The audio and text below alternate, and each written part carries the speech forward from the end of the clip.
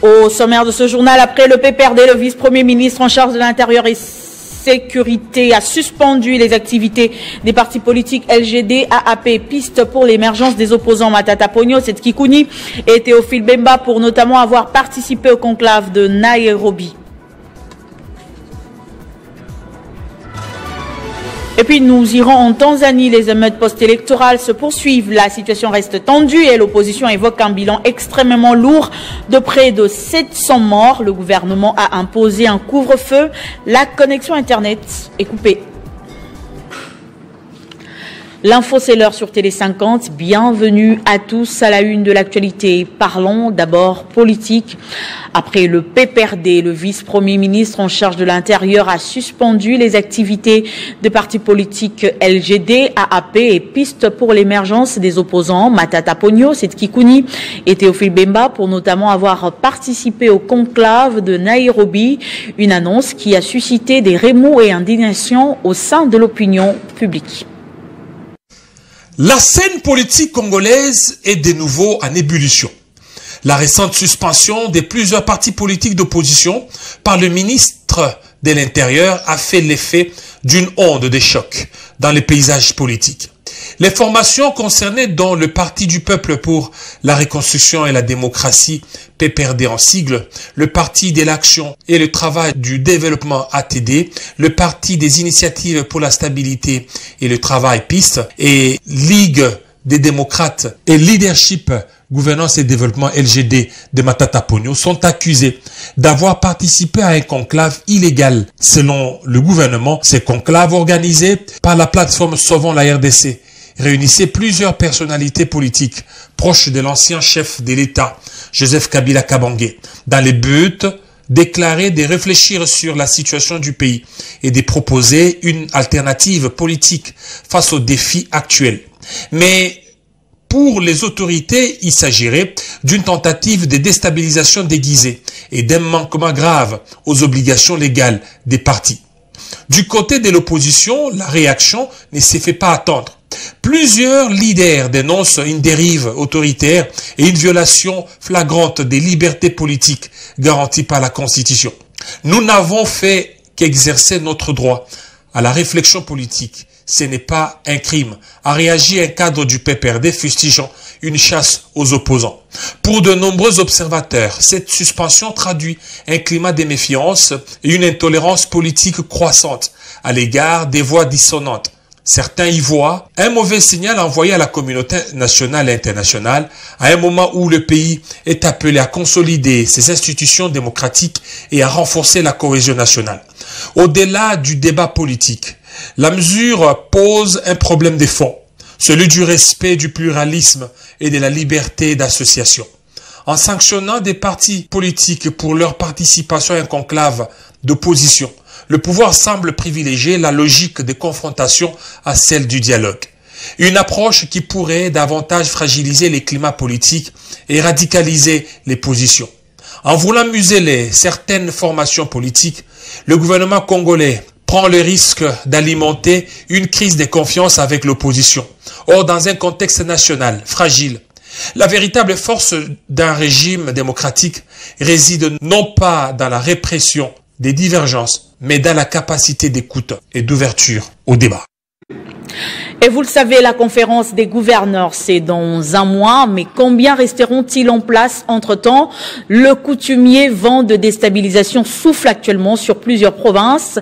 Députés exécutifs sont à couteau tiré. Le dernier en date, c'est la province de la Tchopo, où le gouverneur déchu semble avoir le soutien de Jacquemain Chabani, le ministre des tutelles. Nous sommes bien loin des sourires sur les photos de famille prises à Kolwezi lors de la conférence des gouverneurs en présence du président de la République Félix Tshisekedi qui avait recommandé le vivre ensemble pour le mieux-être de la population à partir de la base. 6 mois plus tard, près de 10 provinces sur les 26 que compte la République ont déjà été secouées par des conflits politiques en dépit de la situation sécuritaire déjà très inquiétante. Partout ou presque, l'on observe des bras de fer entre les assemblées provinciales et les exécutifs l'exécutif. Une attitude type depuis le découpage qui a consacré les 26 provinces. Le Sankourou, dans le centre du pays, a été parmi les premières provinces à sonner la révolution. Le gouverneur Victor Kitenge a été déchu pour incompétence, plus précisément sur les questions sécuritaires. Juste après le vote, Jacques Chabani avait ordonné la fermeture immédiate de l'Assemblée provinciale jusqu'à nouvel ordre. Dans le Kassai oriental voisin, les relations n'ont plus jamais été au beau fixe entre le gouverneur et l'Assemblée provinciale. Ce jeudi encore, une bagarre a même éclaté dans l'hémicycle pour protester contre une motion de défiance visant le gouverneur Jean Mbouébois Kapo. Les manifestants reprochent à certains députés provinciaux d'avoir initié cette motion qu'ils jugent injuste et contraire à la volonté populaire. Le gouverneur du Haut-Katanga, Jacques Kaboula, lui, est coincé à Kinshasa depuis une invitation du ministère de l'Intérieur. Un déplacement effectué après un scénario surréaliste qui lui donnait portée disparue avant une brusque réapparition en chemise floquée, Félix Tshisekedi, qui n'aura pas suffi à le laver. Il serait accusé d'être de connivence avec l'ancien président de la République, Joseph Kabila, aujourd'hui condamné à mort par la justice militaire. Dans l'ouest du pays, au Kwango et au Congo central, l'on assiste à des batailles politiques rangées pour des besoins de leadership, alors que des urgences de sécurité et des développements tardent à attirer les dirigeants de la province. Le président de l'Assemblée provinciale du Congo central, qui s'était présenté comme bouclier du gouverneur, a démissionné et son protégé passera devant les élus pour régler les comptes d'une gestion très critiquée. Quant à la province de Chopo, le gouverneur impuissant a lui aussi été déchu par l'Assemblée provinciale, malgré les tentatives de Kinshasa par le patron de la territoriale de retarder l'échéance. Contrairement aux autres situations, dans un document qui a beaucoup circulé en cette fin de semaine, Jacques Chabani regrette que le vote se soit déroulé sans laisser la parole au gouverneur pour se justifier. Dans l'actualité également, course au perchoir de l'Assemblée nationale, Aimé Boji Sangara reçoit le soutien de taille du regroupement politique AFDCA, deuxième force politique de l'Union sacrée de la nation, qui s'est exprimé ce vendredi 31 octobre. Un soutien total à la candidature d'Aimé Boji au poste de président de l'Assemblée nationale, poste resté vacant après la démission de Vital Kamerhe. Dans une déclaration lue dans la salle perpétue au siège du regroupement, cher à l'honorable Modeste Bahati Lukwebo, les élus AFDCA à tous les niveaux et les chefs des partis sociétaires de la FDCA ont également saisi cette occasion pour exiger la stricte et urgente application de la résolution 2773 datée du 21 février 2025 du Conseil de sécurité des Nations Unies sur la République démocratique du Congo.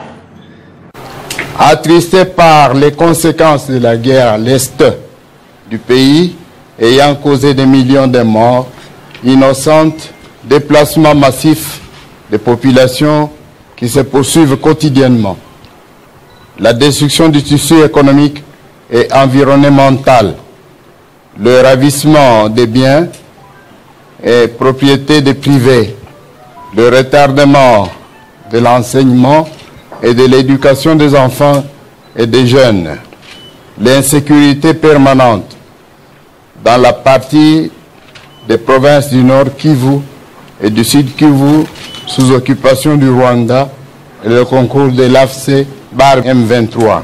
Considérant l'atteinte à la souveraineté et à l'intégrité territoriale de notre pays, la République démocratique du Congo par le Rwanda et le concours de l'AFC Bar M23, face au risque de l'enlisement et de balkanisation de la RDC, nous exigeons la stricte et urgente application de la résolution 2773 du 21 février 2025 du Conseil de sécurité des Nations Unies.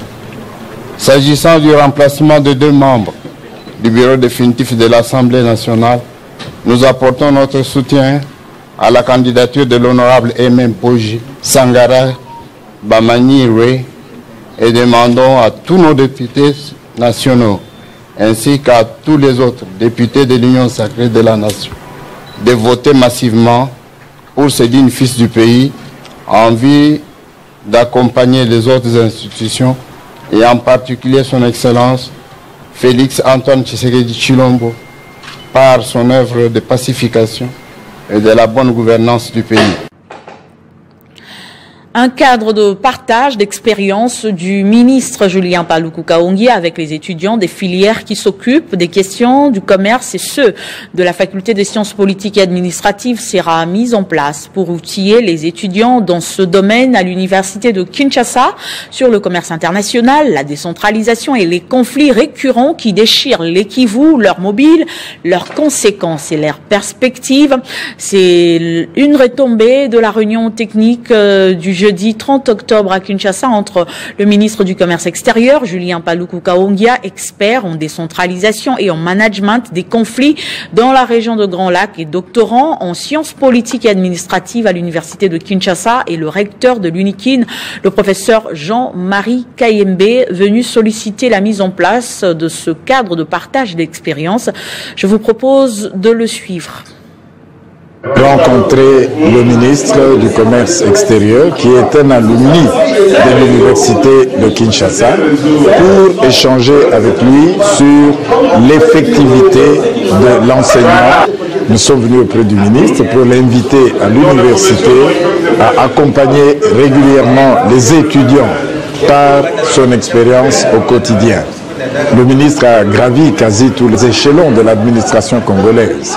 Et aujourd'hui, à la tête du commerce, il est important qu'il échange avec nos étudiants qui sont dans des filières s'occupant des questions de commerce sur les attentes réelles de la jeunesse, de la population et sur surtout ce qu'ils doivent comprendre et connaître du pays et de sa politique dans ce domaine commercial. Nous avons rencontré un esprit très ouvert, un esprit prêt à partager son expertise, un esprit très enthousiaste. Nous partons, mon collaborateur de l'université de Kinshasa et moi-même, tout à fait marqués par l'ouverture d'esprit que nous avons rencontrée auprès de son Excellence, Monsieur le ministre du Commerce extérieur. Après la phase expérimentale réussie à Kinshasa, l'application Talo, conçue par le ministère de l'économie nationale pour faciliter les prélèvements des prix de biens de première nécessité sur le marché et dans son étape d'implantation dans les provinces de la République.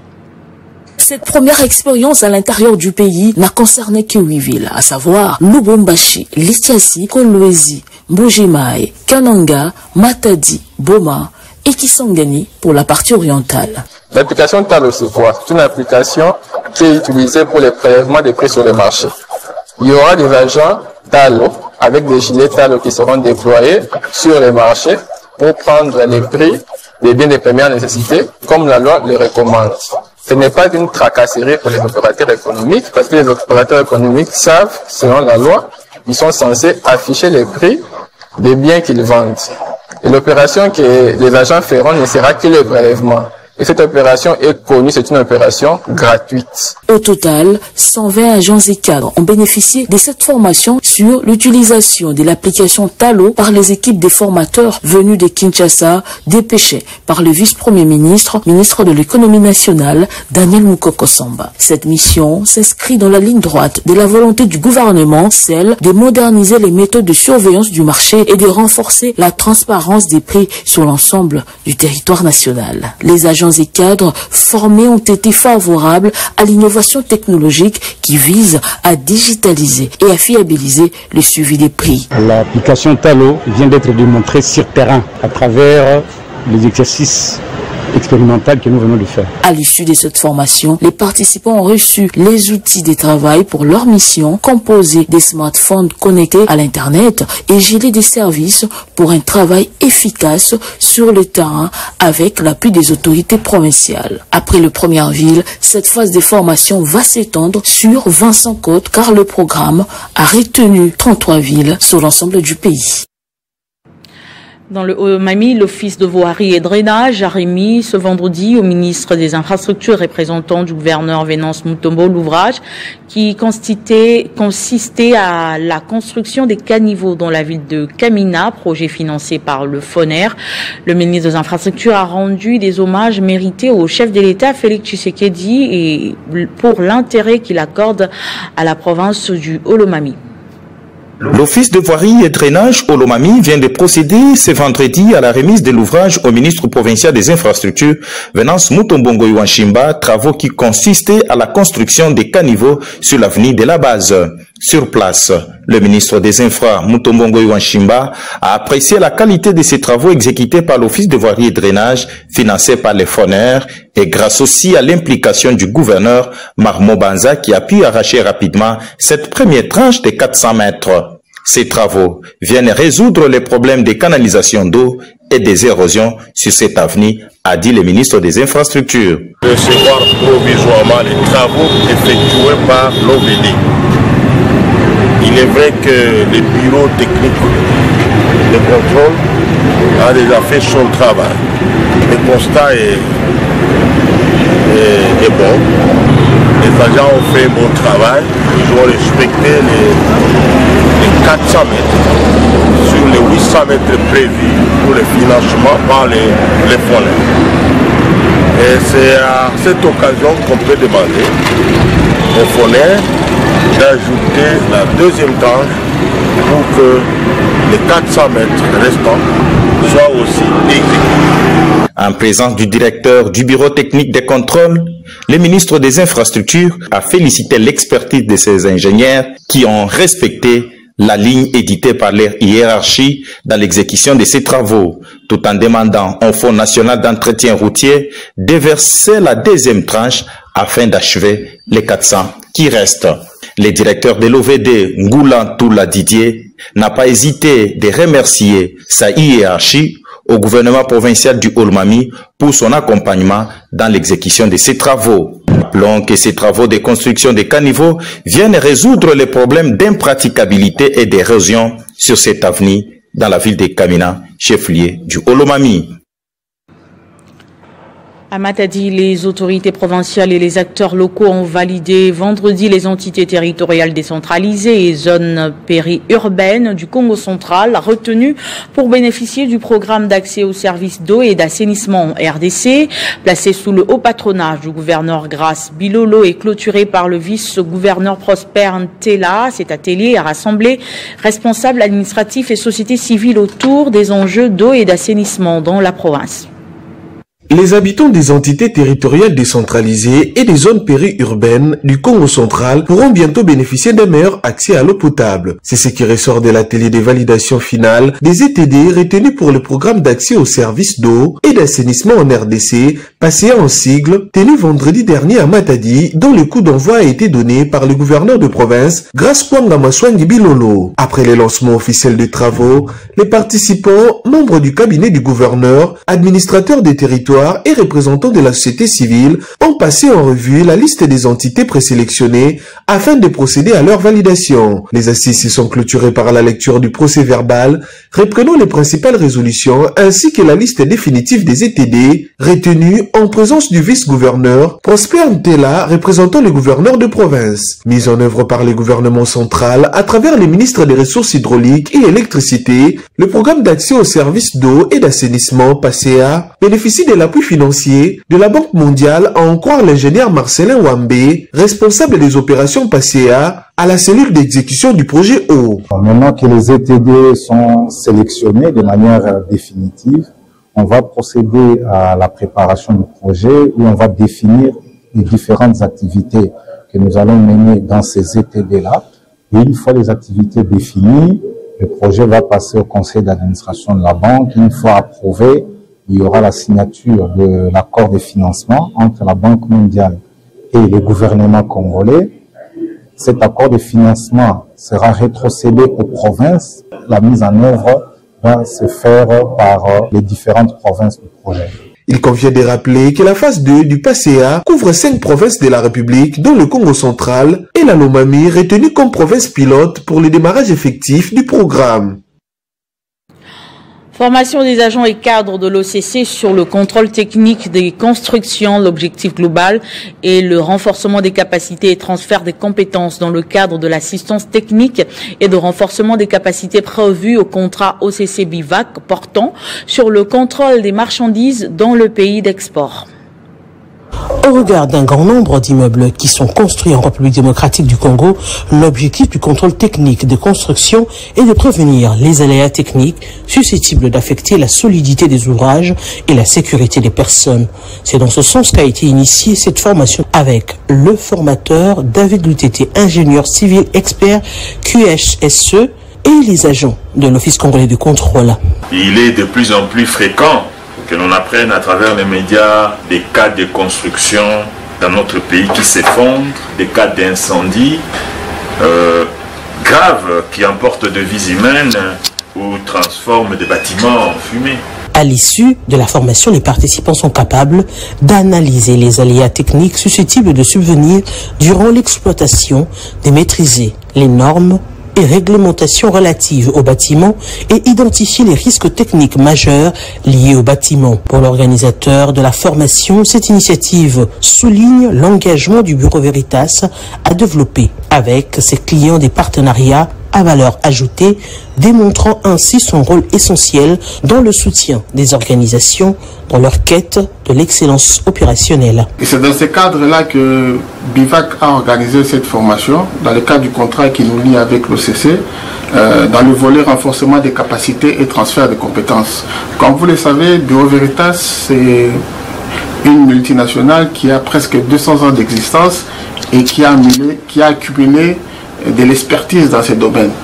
Et c'est comme ça que nous avons souhaité mettre cette expertise, parce que il faut avoir de la compétence pour faire le contrôle technique de construction. Et le représentant du directeur général de l'Office congolais de contrôle se dit satisfait et encourage les récipiendaires à un travail assidu. À vous, les inspecteurs techniques, bénéficiaires de cette formation, je lance un appel. Faites de cette expérience un véritable tournant dans votre manière de travailler. Le domaine des contrôles de chantier de construction est extrêmement sensible. Mettre en pratique les connaissances acquises afin que nos clients puissent percevoir la différence entre l'inspecteur d'hier, sans formation, et celui d'aujourd'hui, mieux formé et plus performant. La cérémonie a été ponctuée par la remise des brevets. De son côté, le directeur général du Fonds forestier national, Honoré Moulumba, a repris officiellement ses fonctions ce vendredi à la suite de sa réhabilitation décidée par la ministre de l'Environnement, du Développement durable et de la Nouvelle Économie, Marie Nyange Ndambo. Je voudrais d'abord remercier le président de la République, chef de l'État, qui a permissionné que son Excellence Madame la ministre de l'Environnement puisse signer un arrêté pour nous réhabiliter. Elle est représentée ici par le secrétaire général de l'Environnement. Nous croyons que nous revenons pour retravailler encore ensemble avec ceux qui étaient ici. Donc il n'y a pas de bilan à donner pour le moment, c'est la remise de reprise. Nous bénissons Dieu pour cela et nous sommes venus pour travailler ensemble, comme d'habitude, afin que le Fonds forestier national soit non seulement connu, mais contribue, n'est-ce pas, à la mission principale qui est, n'est-ce pas, le financement des opérations de reboisement. Et donc, je crois aussi que tous les agents que nous avons trouvés vont rentrer dans la discipline, c'est-à-dire être là à temps pour nous aider à travailler ensemble. En d'autres termes, une sorte de fin de récréation, mais dans la paix, dans le calme, dans la concorde et dans l'unité, voilà tout. Comme tous les mois précédents, le network du JT diplomatique de Henri Désiré Ndouzi a vécu à Kinshasa, rassemblant entrepreneurs, diplomates, femmes et hommes d'affaires autour d'un idéal, le développement de la RDC, choix minutieux du lieu, interaction et réseautage étaient au rendez-vous. Regardez.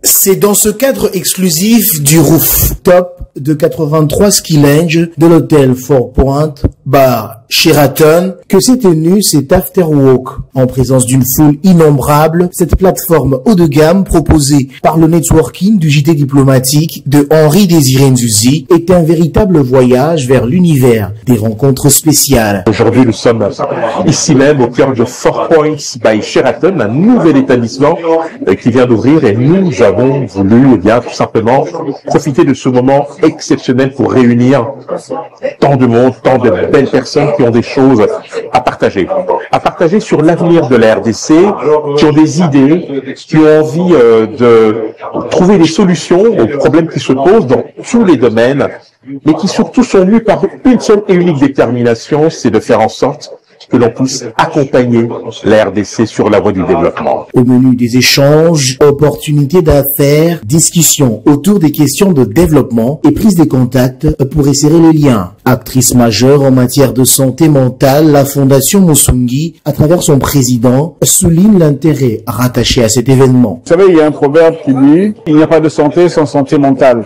Qu'il soit le matin, le midi, la nuit, la santé mentale est toujours avec nous. Henri étant un partenaire, aujourd'hui il nous accueille dans un autre cadre où je peux relaxer mon cerveau, relaxer mon esprit.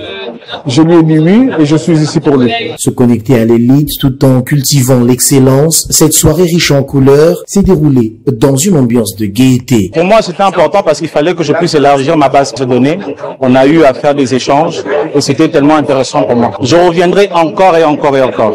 Placé sous les signes de l'ambition et du succès, ce rendez-vous du networking, revêtu d'un climat de convivialité, projette une nouvelle date à découvrir ultérieurement. Programme de développement local de 145 territoires, les députés nationaux et sénateurs de l'Ituri ont été mis au parfum de l'état d'avancement de ce projet ambitieux du gouvernement dans leur province. C'était lors d'une matinée d'échange d'informations organisée par le Bureau central de coordination BESECO à leur intention hier jeudi, ici à Kinshasa. Crispin Chibinkoufoua signe ce reportage.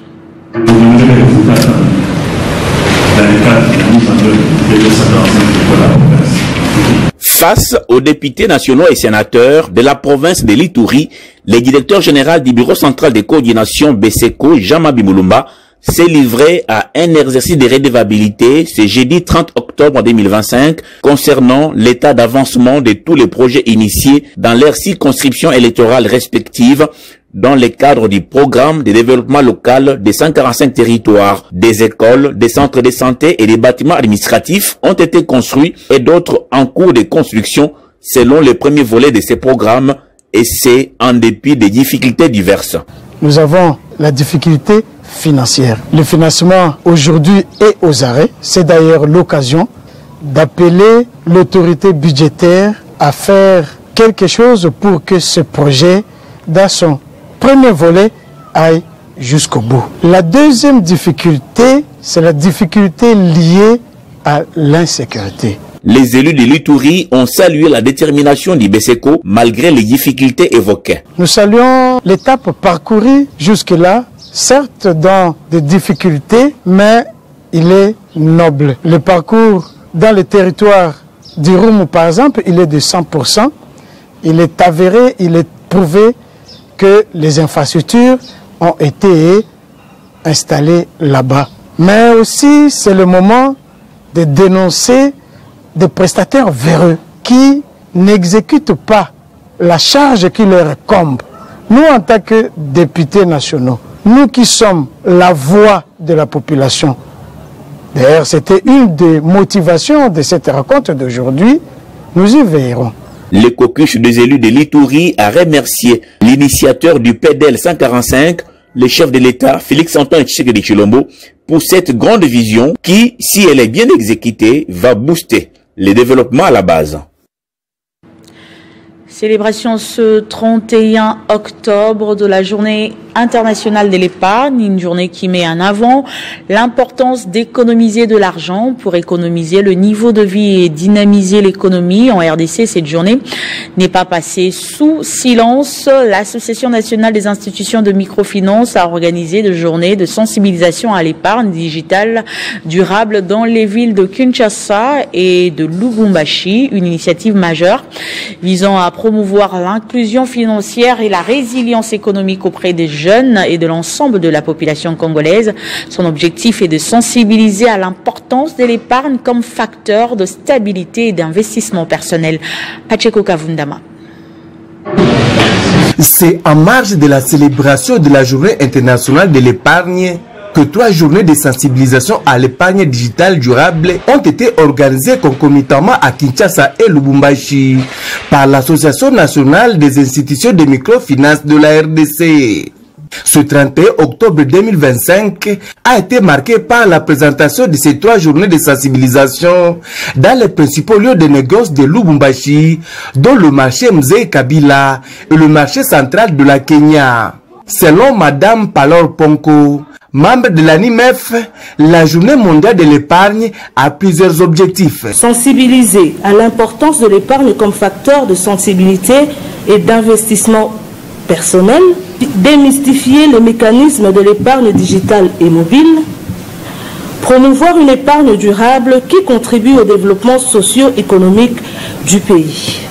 Ces conférences ainsi que les campagnes de sensibilisation de l'ANIMEF sur l'épargne digitale durable à Kinshasa et à Lubumbashi, organisées au cours du mois d'octobre, 10 mois du client, spécialement en ces jours de la célébration de la Journée internationale d'épargne. Une sensibilisation à l'épargne digitale durable a aussi été expliquée. On parle de l'épargne digitale, on fait allusion à l'utilisation des technologies numériques. Actuellement, les gens ne prennent pas le temps d'aller faire les files dans une banque pour ouvrir le compte, mais au moyen d'un téléphone portable, il peut ouvrir un compte et commencer à... Une caravane motorisée a été organisée sur les grandes artères de la ville de Lubumbashi, où le même message a été répercuté, à savoir faire comprendre à la population en général les biens fondés de l'épargne et la nécessité de recourir aux moyens digitaux pour y arriver plus facilement. Et dans une déclaration faite à Lubumbashi ce vendredi, l'association socioculturelle Luanzo Lwamikuba, que dirige Eugène Kassato, rassure et réaffirme son accompagnement aux autorités du pays et celle de la province du Haut-Katanga. Nous tenons à rappeler que notre association est respectueuse des lois de la République et collabore avec les institutions légalement établi, en commençant par la première des institutions, en l'occurrence, son Excellence M. Félix-Antoine Tshisekedi Tshilombo, président de la République et chef de l'État, à qui nous renouvelons notre loyauté et nous lui rendons un hommage mérité en tant que garant de la paix sociale en République démocratique du Congo. Il en est de même de son Excellence M. Martin Kazembe Choula, gouverneur intérimaire du Haut-Katanga, qui a reçu mission de conduire le Haut-Katanga dans la paix et la concorde. Le Luanzo Lwamikuba va l'accompagner dans cette lourde tâche. Néanmoins, nous reconnaissons qu'il y a eu certes des frustrations au sein de la communauté. Ces frustrations devront être réglées en famille dans le cadre de l'équité que nous appelons de tout notre vœu lors des prochaines nominations et mises en place. Ne dit-on pas que les linges sales se lavent en famille? Pour terminer, nous lançons donc une mise en garde sévère aux politiciens de tous bords qui veulent transformer notre association en marchepied pour leur repositionnement politique. Et on s'envole pour la Tanzanie. Depuis 3 jours, des manifestations ont éclaté à Dar es Salaam. Tout est parti. Le jour de l'élection générale, les manifestants protestent notamment contre l'exclusion des principaux candidats de l'opposition, ce qui remet en cause la légitimité du régime. Le gouvernement a imposé un couvre-feu, déployé l'armée et la connexion Internet a été coupée. Depuis le 29 octobre, jour d'élections présidentielles et législatives qui se sont déroulées sans opposition, les 2 principaux adversaires de la chef de l'État, Samia Suluhu, ayant été emprisonnés, soit disqualifiés, la Tanzanie a basculé dans la violence. Au moment où nous parlons, le nombre des morts à Dar es Salaam est d'environ 350. Il y en a plus de 200 à Mwanza Si l'on ajoute les chiffres des autres endroits dans le pays, on arrive à un total d'environ 700, selon le porte-parole de l'opposition, Chadema John Kitoka. Un bilan qualifié de plutôt crédible par une source diplomatique qui fait état des centaines de morts. Plusieurs hôpitaux et centres de santé ont refusé de s'exprimer auprès de l'AFP dans un contexte de crainte maximale des autorités qui n'ont encore communiqué aucun bilan. Internet reste par ailleurs très largement bloqué, ce qui complique d'autant le travail de récolte de données. Malgré un confinement décrété à Dar es Salaam, des centaines de personnes marchaient vendredi dans les rues de la ville. La cible de leur courroux est la chef de l'État, Samia Suluhu Hassan, promue à la tête de la Tanzanie à la mort de son prédécesseur, John Magufuli en 2021, qui aspire cette fois à être élu. Saluée dans un premier temps pour avoir assoupli les restrictions instaurées par son prédécesseur, elle a été accusée ensuite de mener une répression sévère contre ses critiques, notamment en amont du scrutin. Les sites d'information locaux n'ont pas été mis à jour depuis le 29 octobre et la chef de l'État garde le silence. La seule déclaration officielle est venue pour le moment du chef des armées, Jacob Nkunda, qui a qualifié les manifestants des criminels. Le décompte des votes est toujours en cours, avec des mises à jour régulièrement annoncées sur la télévision nationale, qui ne mentionnent pas les troubles mais montrent, sans surprise, un raz-de-marée du parti au pouvoir, CCM. Ce journal est terminé. Place au rappel de titres. Après le PPRD, le vice-premier ministre en charge de l'Intérieur a suspendu les activités des partis politiques LGD, AAP et Piste pour l'émergence des opposants Matata Ponyo, Setskikouni et Théophile Bemba pour notamment avoir participé au conclave de Nairobi aux côtés de Joseph Kabila. Pendant ce temps, en Tanzanie, les émeutes post-électorales se poursuivent. La situation reste tendue et l'opposition évoque un bilan extrêmement lourd de près de 700 morts. Le gouvernement a imposé un couvre-feu et la connexion Internet a été coupée. Merci de votre attention soutenue. Restez fidèles au programme de Télé 50. Je vous retrouve très prochainement avec le même plaisir.